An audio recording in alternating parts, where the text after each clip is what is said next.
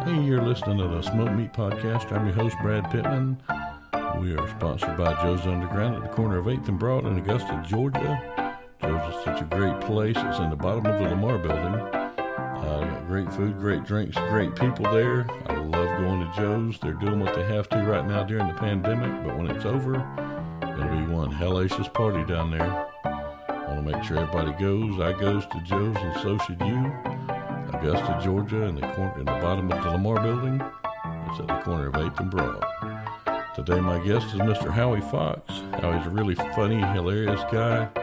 He's been doing the stay-at-home joke of the day videos on Facebook, just trying to keep everybody's life with a little bit of joy in it. He's done so much over the years, made so many people laugh, and we're going to catch up with him today here on Smoke Meat. So everybody get your smile strapped on. But have a good time with Howie Fox. How you doing today, Howie? I'm fine, Brad. How are you? Man, if I was any better, I would be twins. Yep. I am loving your jokes you're doing on Facebook, man. They're beautiful. Well, thank you. I appreciate it. I've had a lot of extra time lately and been doing a lot of extra writing, and I think I've stepped up my game a little bit. And it's fun to get some recognition, and It's certainly gotten me to do things like this, like your show, your podcast, and I'm very appreciative, and I'm glad to be here. No, we're glad to have you here because, I mean, you know, there's I'm trying to think of what I want to say here. You know, your style of comedy and your history, it's a dying art. You know, everybody just right now wants to work blue, and right. You know, while that may be their thing, you know, that's just funny as funny, you know. Yeah, well, my big influence was always, and it was his birthday today, was Bob Hope. I mean, I loved, besides his movies, his stand-up. He was basically the originator of the topical monologue in the 30s, which has been carried over and copied with the late-night news shows, and like Johnny Carson. Oh, my God, you know, these guys, I would listen to the jokes and listen to the setup and listen to the structure and sort of retain that in my mind. And as I write jokes, I try to think of people like that, David Letterman, people who were broadcasters, people who knew how to, tell that joke to an audience. You could, be verbal and be visual at the same time, which sometimes are the best jokes. Yeah. And you can insinuate blue things, but you don't have to be necessarily blue. There are times when, you can't resist a good one. Oh, yeah. But I think it just makes you think a little harder when you don't take the easy way out, and you're right.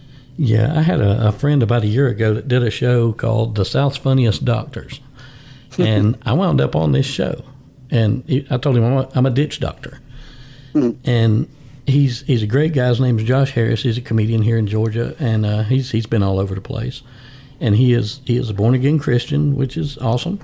And he is squeaky clean. When we were doing the rehearsal, I was going over my act, and I said the word crap, and he said, "Can you please change that word out?" So I'm like, not a problem. And right. I've never been squeaky clean. I've never been horrible, but it was a challenge writing, 5 or 10 minutes worth of clean material. It was just squeaky, but it was so much fun, and I feel like it was some of my best material. Right. Because, like I said, it challenges you. Because there are things that I've been doing on my morning stay-at-home watch me tell jokes videos on Facebook. There was one that I called it my blue day, where I was literally telling jokes that I normally wouldn't be doing in that sort of arena of the video. And they're about being home. They're about being the lockdown, the quarantine, being home with family, what you can, what you can't do right now in society. So I'm having fun with that. But yeah, every once in a while there has been something, like a little blue, but I'm just trying to make it relatable, stay away from politics, because everybody now is going through the same thing. They want to work, they hate being home. Some people were sick, some people are doing well. Kids are learning, like my daughter's taking her classes from college, which she just finished, from home, online. She'd prefer to be back in the college. Yeah. I'd prefer to shop for clothing that I can try on. I don't want to order 12 pairs of jeans to only find out that 12 of them don't fit and return them all. It's just so different right now. And, we're all going through those same struggles and going through the same scenarios of going out there and shopping for toilet paper, not finding toilet paper. There's a food shortage. Okay, food shortage. I got toilet paper. Then there wasn't a food shortage, but I had toilet paper. It never matched up with what your needs were. It's like having Kool-Aid and no sugar. Exactly. But yeah, one thing I've noticed has made a big comeback through all of this is bad dad jokes, and that is my forte. Bad dad jokes. Mm-hmm. Oh yeah, the cornier the better. Right. And you know what? But it's all relatable, though. Yeah. Everybody's had a father, everybody's had a mother. So it's something you could do, and somebody's going to find something that appeals to them with that type of comedy. And that's like the observational comedy, or even the older Henny Youngman, or jokes about I did my video show. At the end of it, I did 2 jokes at the end that were like Rodney Dangerfield-ish, Joan Rivers-ish at the end, where they were just like set up one liner back to back to back to back, and it's fun to mix it up. Yeah. And humor and comedy. I have a thing. It sounds so cliche, Brad. It really does, but I really believe humor is healing. It's medicine for the soul, and I believe we need a lot of it right now. Well, tomorrow will be my 30-year anniversary in EMS. I've been in ambulance that long, and I can vouch for that. I've had patients, before I was an actual paramedic, when I was an EMT and wasn't able to give pain meds or drugs, things like that. Mm-hmm. My voice and talking to people and helping them mentally feel better. Right. I had a woman years ago who she was a school teacher, an ex-school teacher. She was an older lady, and she'd fallen and broken her hip. And I didn't have anything I could give her because I wasn't allowed to give drugs yet. Mm. And this lady's laying on my stretcher, and she's hurting so bad because, a hip's a horrible, horrible injury. Mm. And I looked at her. I said, "So what did you do before you retired?" I don't say, "What do you do when you were young?" because that just is jacked up. That's just mean. She said, "I retired as a teacher. Let me tell you about some of my kids." And she started talking about her students and all that. And the pain in her hip was just, she forgot about it. It was gone. Right. It's like that old sort of like a joke where, let's say you banged your hand and it's throbbing and it's hurting. Well, if you dropped an anvil on your foot, you're not going to feel that hand hurting anymore. It just sort of negates it, and the distraction is good. But like laughing, what does it release? Endorphins. It does. So it's good. Not everybody's a runner, so if you want to experience that, it's a good thing to laugh. It's a good release. Yeah, I'm definitely not a runner. I'm 300 pounds. I learned to drive so I don't have to run. But, I love it. And I love seeing some of the younger people getting into being funny and telling jokes. I've got a young man named Jesse Suggs who he came to me a little over a year ago and said, "Can you teach me about stand-up?" And I said, "I can kind of teach you some of the mechanics." I said, "You're already funny, but I can help you with this." And he has grown so much. Right, and the thing is you got to do it more than anything. I mean, there's only so much comedy classes can do for you. I mean, they'll give you an idea, maybe how to structure your funny ideas, how to put them into some coherence. But you got to try it because you don't know if that works for you. Do you have to change your style? Do you have to change your delivery? You only know when you're up in front of an audience, and that's the only way it works. Yeah. And it's so much fun writing with him, or even just talking to him when he's kind of in writing mode, because it'll inspire him, and he comes up with the greatest things. He came up with one. He's for anybody that doesn't know him, he is just under 5 feet tall. And we've got another guy that's just a little bit taller than him, not much. And I said, "Dude, I would love to see y'all race." And that kind of jumped off into the hurdles. And he just kind of said, "Well, if we were doing hurdles, it would just look like a really high-speed limbo." Exactly. I could just picture it, and it's so amazing. That's great. That's a great joke. And being able to, write with him, and I have jokes that won't work for me, but they're perfect for him. Like he's also a full-time firefighter, and he's actually gotten the Governor's Valor Award because of some things that he did. He's such a great guy, and I told him, I said, man, I bet whenever you step off the engine with all your turnout gear on, people look at you like a Make-A-Wish kid.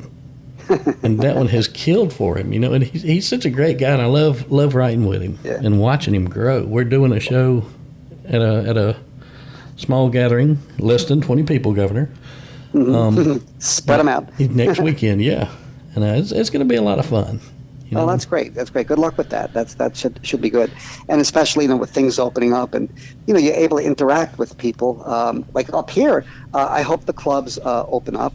To some way or shape or form. I see a lot of people doing Zoom shows, and they'll charge it, some sort of admission. I guess they have to pay to get the login or whatever. Yeah. But but I just wonder how many fans are logging in, or is it just other comedians logging in and just comedians laughing at comedians? Which, I have done those shows before. Yeah. Not the Zoom ones. It's like those bringer shows and whatever, and people go there. It's like everybody bring your friends and bring your other comics, and it's not a real audience. Yeah. It's like I've never done a bringer show because I don't have anybody to bring. My wife would be like, I don't want to go see that shit, Yeah. Excuse my French. I don't want to go see that. And like, bring somebody. I don't know anybody. I'm not bringing anybody. Let's just go get 18 homeless people. Come on. The more we bring, the better we are on the lineup. Let's get 18. Exactly. It's like, pull somebody off the street. Yeah, I tell you, the worst bringer show I was ever at, I don't know if it was really a bringer show. It was up here in Atlanta at the Laughing Skull, which is a great venue. I either do really, really great there, or I bomb there really, really bad. There's no in between. And I went up to do an open mic there, and I was dead center of the lineup. Yeah. The worst place in the world to be for me. I know. But it's funny because, like, I mainly do writing, and I've done some stand-up many, many, many years ago. But I wrote for some comics. I think I told you I have this column in the Tolucan Times in Los Angeles called The Comical Week in Review. And I do an early draft of it on Facebook on Sunday nights at 8:30. And then I was writing for, she's like a political activist, Giuliano Forlano. She had a show on WBAI radio in New York. So for about 4 or 5 years, I was contributing to a segment called The Absurd Minute, which was kind of fun. Quick little bites of humor. But you're talking about that with like the open mics. I went to a couple open mics not too long ago to watch a couple of friends. And it's tough because, it's like the audience was basically the open micers waiting to go up. And, I don't want to be performing. I want to perform to people who have nothing to do with comedy and trying to evaluate you. I just want people to laugh. Yeah. But it's a good tryout. It's a good spot to try out jokes. Yeah. Well, this one, I don't, Laughing Skull's great because, one, it's a club and a lot of people go there. It's not really a bringer show. It's, if you bring somebody cool, they get a discount and all that. But it's people who actually want to see funny, and it's usually a great venue. Right. In fact, I got this club near me where I live in the suburbs that opened up a couple of years ago. And it's great. I mean, they had people like Eddie Brill. I think Judy Gold was there recently. Ooh. But they do they have improv classes. They have, open mics, of course. Then they have the main shows on Friday and Saturday and Sunday. It's called Rhino Comedy. And it's pretty cool because it's convenient because in the suburbs now, you don't have many comedy clubs. There used to be, a lot of them. 20 minutes away, you'd find a comedy club this way. 20 minutes away that way, you'd find a comedy club. And they're few and far between right now, at least here, because I'm not in Manhattan. And Manhattan, has plenty of places to tell comedy, whether it's a club or a bar. Yeah. Well, our little bringer show turned out to be a corporate event where, like, the main guy was the last one on the lineup. And they didn't tell any of us that all these people had been voluntold to be there. The whole crowd was his people. And everybody bombed. It was so bad. Wow. And the thing is, it was a medical corporation. Had I known that, I could have done medical humor, and I probably could have gotten a couple of laughs. But everybody was just, we all bombed so bad. Except for that guy. He got so many laughs. It was amazing. Right. Well, they were looking forward to him. Yeah. That's the bad thing. You have to like, it's like if you were, around and George Carlin was the headliner, and then you were like, coming on later. You'd be like, nobody would care. Yeah. It's like the old days of rock shows when they'd have opening acts. Yeah. Nobody cared. Nobody paid attention. People would boo the opening act because they wanted to see the Rolling Stones, not Joe Schmo's 4-piece band. Yeah, here's how I would have sounded opening up for Carlin, and it would have been the same as if I told my A material. I'd have sounded just like Charlie Brown's parents, because that's what people would have heard. Exactly. They they're there for the big guy, the big name, and that's a tough thing to play up against for anybody. So you just got to try to do your best and learn from it, and hopefully there's just some good out of it for you for the next time. Yeah, I'll tell you the toughest place I ever played. I actually headlined at a strip club. Yeah, talk about not wanting to see comics. Oh yeah. But it was a fun show. If there's ever a movie made of that night, Ben Stiller will be in it. Right, I guarantee it. Well, it's funny because there was this thing a couple of weeks ago about, I think it was in the Michigan area, where some sort of a strip club restaurant was doing like a drive-in, so you could drive up and the girls will be on the poles. I don't know if it's like outside or something, but they would be socially, distancing and wearing a mask. And I'm like, who cares about the mask? Nobody's there to look at the mask. Exactly. Oh, that would be amazing. I saw one where some strippers, I don't know if it was real or not. If it wasn't, it needs to be. They were out of work because of the thing, and they got together a food delivery service, and we're calling it Boober Eats.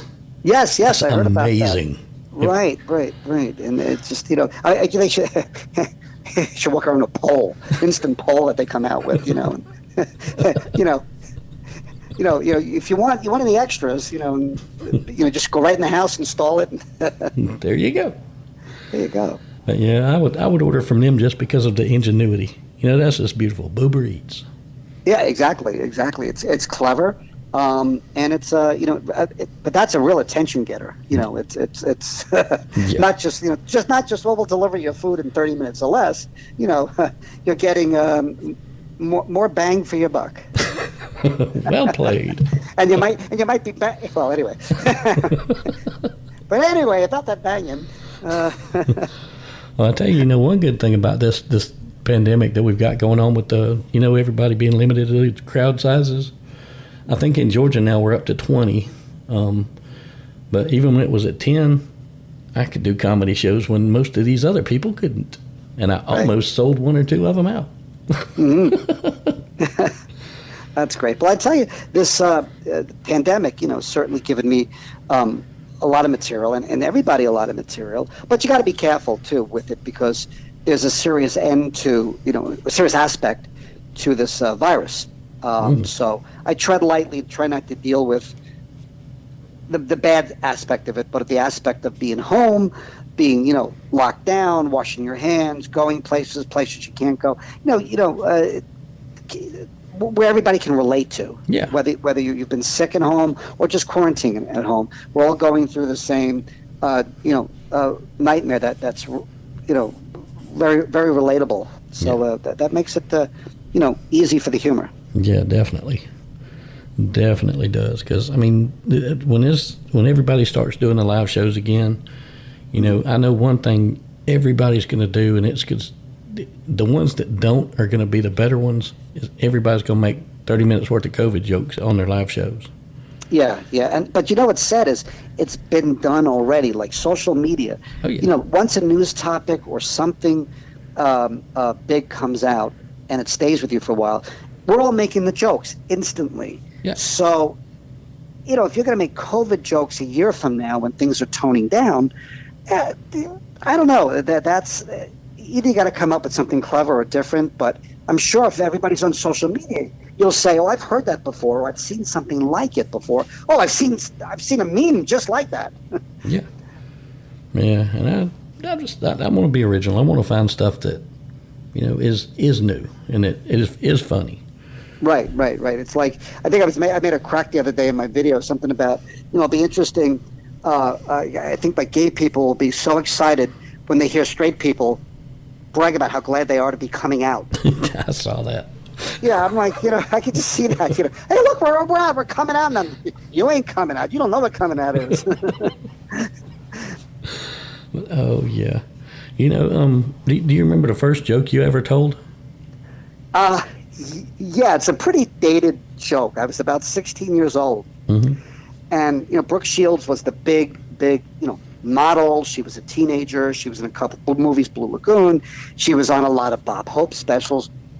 And, she looked a little gawky as she was going through the puberty period. Mm-hmm. And I made some jokes, something to the effect of, like she was 16. I said, hey, I'm so happy to see that Brooke Shields finally grew into her eyebrows. Because she had those thick, big eyebrows. Oh, she had the Brezhnev eyebrows going on big time. Yeah. And then she I guess maybe she's plucking them now all these years. But I felt like, her face changed. She probably took care of herself as she got, into her teen years. So that was my joke. I'm glad to see Brooke Shields finally grew into her eyebrows.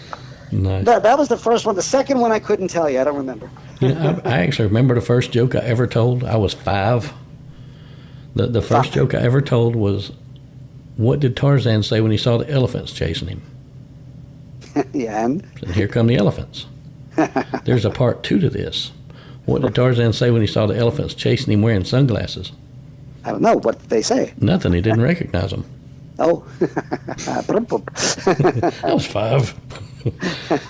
But yeah, I mean, I've always loved to laugh and love to make people laugh. And yeah, in fact, I was thinking before, because I don't know if you saw my video today about the squirrels and driving and how they can't make up their mind. Are they going left? Are they going right? Are they going straight? You run them over.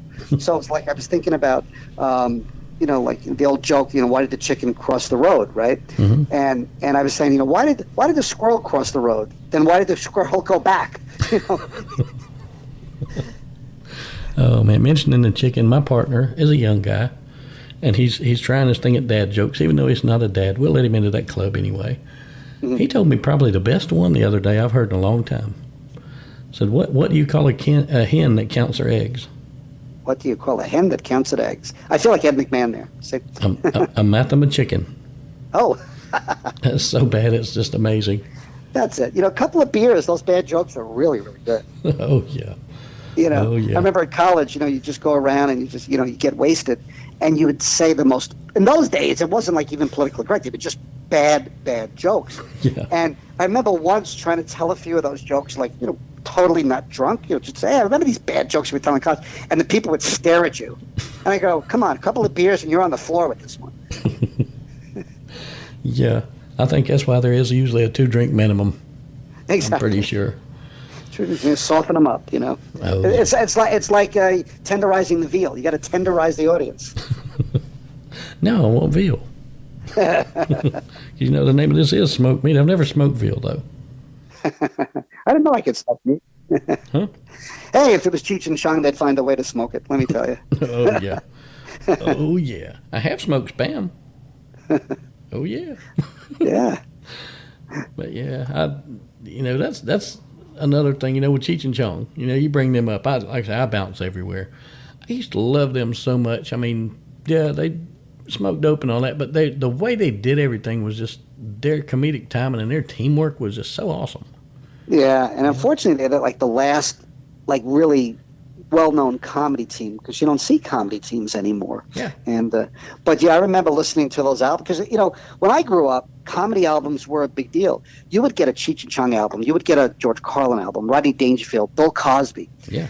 And you'd listen to it and go, holy crap, this is great. And then next time your friends are over, hey, I got the new Cosby album, new Carlin album. And a couple of you would sit down next to the stereo on the floor, and you'd listen and laugh your asses off. And you'd probably listen to it again. Then next week they'd come over like, I got to hear that again. Nobody has that collective experience with comedy albums anymore. Yeah. And I miss that. Everybody's dropping an album on iTunes, but if you ask somebody, what are the big comedy albums the last couple of years? I'd ask people, and they're like, I don't know. There's no big, album, no big comics that people go out and say they're going to buy it. Yeah. Yeah, I remember actually having Up in Smoke on cassette, and I got it secondhand, and it was almost worn out then. And mm-hmm. I remember me and my friends wore that thing out, and it was so funny, And then when I actually saw the movie and could actually put visuals with what I was picturing, that made it so much better.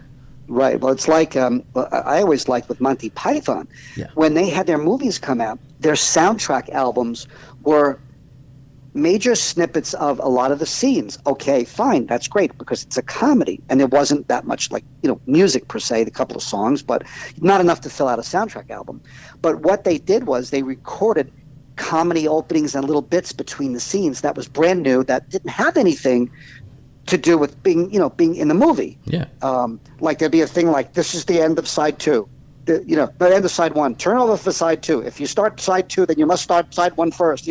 These type of jokes. That was clever, and then you were able to visualize after seeing the movie. You'd listen. I mean, when I was a kid, I used to take old movies, put my cassette recorder right up to the speaker of the TV before the VCR days, and you'd listen to your movie, and then because you saw it, you could visualize it. Mm-hmm.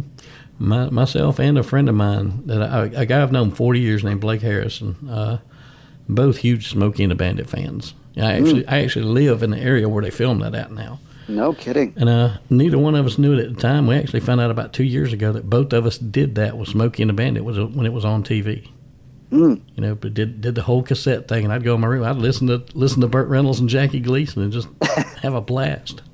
That was a fun movie. He was big in the 70s. I didn't miss, and my buddy, we didn't miss a Burt Reynolds movie. We went to every one.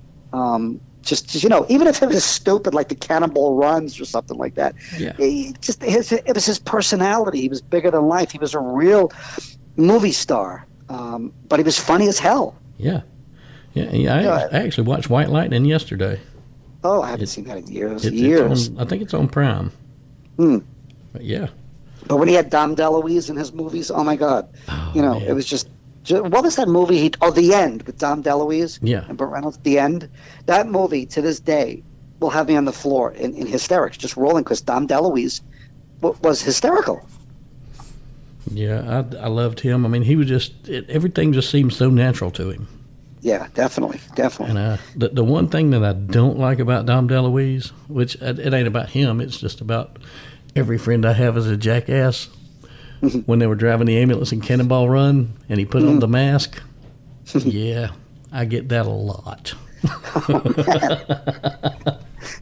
I have that picture shared with me a whole lot. Oh my God. But it could be worse. It could have been Jack Elam that they say I look like. So. Jack Elam, really? Yeah. Okay, not many people are going to know besides me and you who Jack Elam is, but he was in a lot of those old westerns, and he had sort of like the lazy eye, right? And oh yeah. But he was great in the westerns and played sort of like he would play a nasty character in the 1940s and 50s. Yeah, like a real badass, like member of a there might be some bad guys, and he was part of the bad guys. Yeah. But then he became like the goofy old Western guy in like TV shows, and I think my favorite one was Support Your Local Sheriff. Oh, with James Garner, yeah, yep. That's a fun movie. Yep, fun movie. But in terms of like sheriff movies and all that, then that kind of got surpassed. I think that came before Blazing Saddles, which today just can't be made because people just don't get it. They think it's all politically incorrect, but it was all lampooning the political correctness. All the bad people in the world, the Nazis, the KKK, and all that, they were lampooning that. They were making fun of that. And it turns out, Bart, the sheriff, Cleavon Little, he was the smart one. He was the cool guy. He was upping everybody with Gene Wilder. And it was just a great movie. It was actually on Netflix about a year ago, totally uncensored. Really? Oh, yes. I watched it, and I was just going, holy crap, they're doing the whole thing. This is amazing. Because I always hated that. I'd watch it on regular TV, and then they'd bleep it. But I since I knew the bleeping was going to come up, I'd say the word out loud. Yeah. Just so it sounded smooth. It didn't sound, dumb with a pause, or they put a fake word in. Yeah. Those were good movies. And what's funny, I think my favorite line in that whole movie is, 15 is my limit on snitching, Glubin, baby. I don't know why I love that line, but it just tickles me every time. It is right after, and then he was good. And Richard Pryor, who co-wrote the movie, was supposed to be the Cleavon Little took that role. Mm-hmm. I guess because the film company didn't think he was stable enough or something like that. I can't remember the exact excuse, but he did co-write the movie. But imagine Richard Pryor, and how good this movie is already, and how much even better it would be if Richard Pryor starred in that movie. Oh man, you see, there's a part of me that thinks it would be, and then there's a part of me that just I was listening to Ralph Macchio the other day on a podcast, and he had tried out for another role, and he didn't get it. And the person that did, I think it was something River Phoenix did, got an Oscar nomination for. He said, not saying that I would have gotten one, it was just the right person in the right role. You know, with Cleavon Little and Gene, him and Gene Wilder just clicked. But they did. Richard Pryor and Gene Wilder together in that, holy shit. Yeah, because they became like a comedy team for a while. So if you imagine them starting with that movie, oh man. You know, and Richard had that in the 70s. He became that crazy guy, you know, and just really like with this intensity. I mean, his stand-up, his albums, his films back then were untouchable. I mean, it was just, you know, you just couldn't come near him, and it's really weird. The other day, I was watching an old repeat on one of the networks or cable stations of Johnny Carson, and it was from the 80s. It was soon after Richard Pryor had that thing with the fire and the freebasing, and he, you know, ran down the street and he was lit up on fire. But he was on the show, and George Carlin was on the show, and I'm like, holy, you know, crap, that's great. You know, I mean, you don't have people like that coming on the shows like that anymore, that are of such stature and so funny and so groundbreaking. Yeah, and you know, I love Richard Pryor, and you know, everybody's got inspiration with what they do. Everybody does, but it seems like he is the pat answer for any comic now. And if he's actually an inspiration, it's awesome. If the idea of him is an inspiration, that's what you need to say. But it tickles me how many people who say he inspired me, but don't know who Mudbone is. Right. And it's funny because to me, like when I was watching TV, it was the old movies, the Laurel and Hardys, the Jerry Lewis's, the Bob Hopes, and the TV specials. They were still doing those things on TV. Yeah. So I got influenced by that. But then came along Mel Brooks, Monty Python, the Abrams Zucker guys, you know, doing Airplane and Top Gun. And I'm constantly being influenced by comedy. And sometimes I find myself writing something and I go, this sounds like it should be for that, or came from that, or you know, you know, sometimes this little thing goes off in your head and you say that and you realize where you're coming from. Yeah. So, you know, so it's nice when there's still those influences out there that you can pull from. Yeah, definitely. The Zucker films, oh man, those things were amazing. And anything Mel Brooks did was great. I even like Life Stinks. That's a good movie. That's a good movie. You know, but I think he got to the point where it just was okay. It was kind of enough, and it's kind of, you know, it just seemed old after a while. Yeah. Like the Robin Hood movie, The Men in Tights or whatever it was called. Yeah. I kind of like it, and Spaceballs I kind of like, but I don't love them. Yeah. Now, Spaceballs I dig. Robin Hood, Men in Tights I wasn't huge on. Yeah. But the Spaceballs I like just because I'm a Star Wars nerd anyway. Well, you know what I loved it. The one that doesn't get talked about a lot is because of Harvey Korman and Cloris Leachman in High Anxiety. Oh yeah. And she's, you know, a crazy therapist or whatever, works with Harvey Korman. But the funny thing is, there's this great camera shot where Mel is like tracking inward, and they're having a conversation on the other side of the window, right? And then his camera, I think, if I remember correctly, camera keeps coming up to the window that bangs into the window. I mean, he was so great. Just I love people that can just think outside the box, and you know, it's not something you would expect. You'd expect, okay, they're going to stop here, and they're going to get on the other side and cut to a new one, and it's just going to keep going. Nope. Right. Well, it's like the Zucker and Abrams. You know, they're Top Gun movies. They're the Hot Shots. Yeah, the Hot Shots, right? The Hot Shots, the Naked Guns, the Airplanes.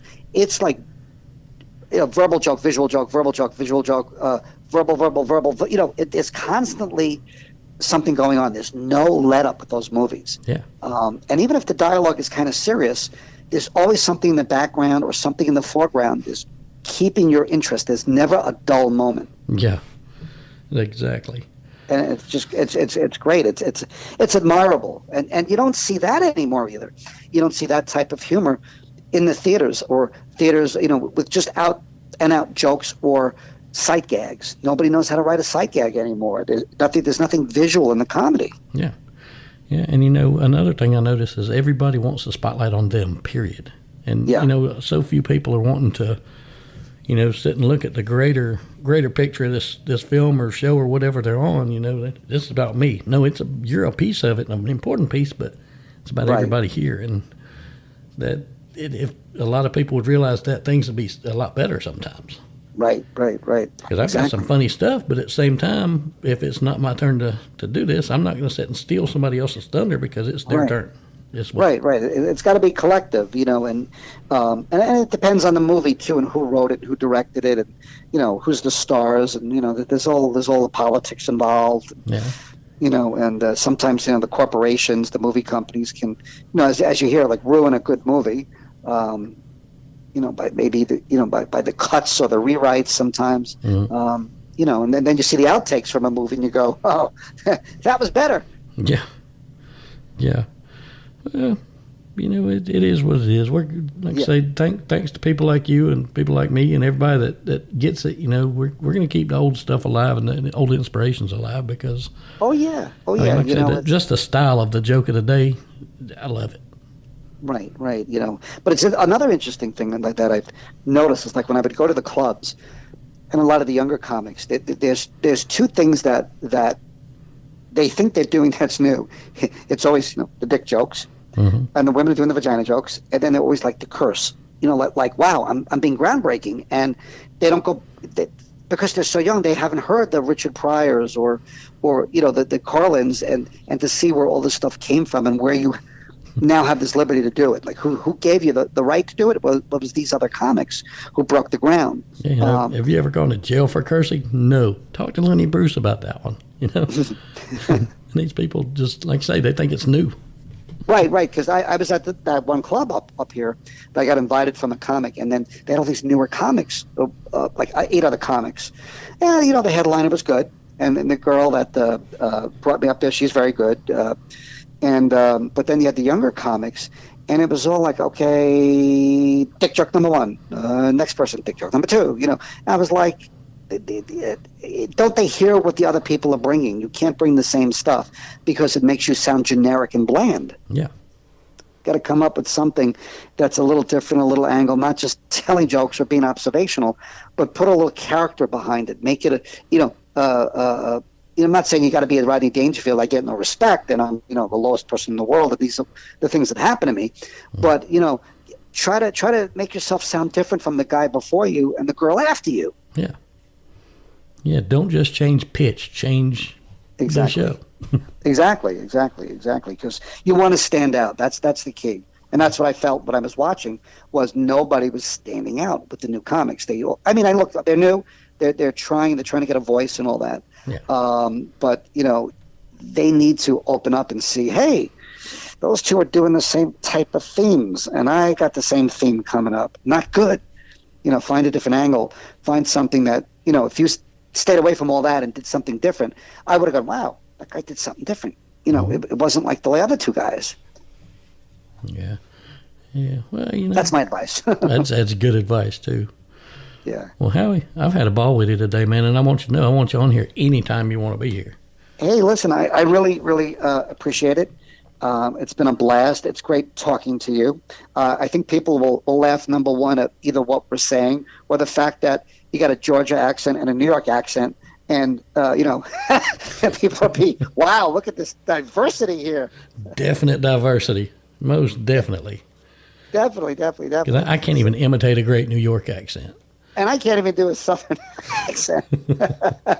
So, mine's sticking and yours sticking, and we'll leave it at that, and we'll continue onward as we are.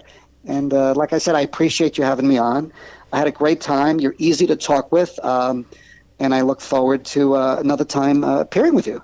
Outstanding. Well, I'm looking forward to it too, and I thank you so much for coming on.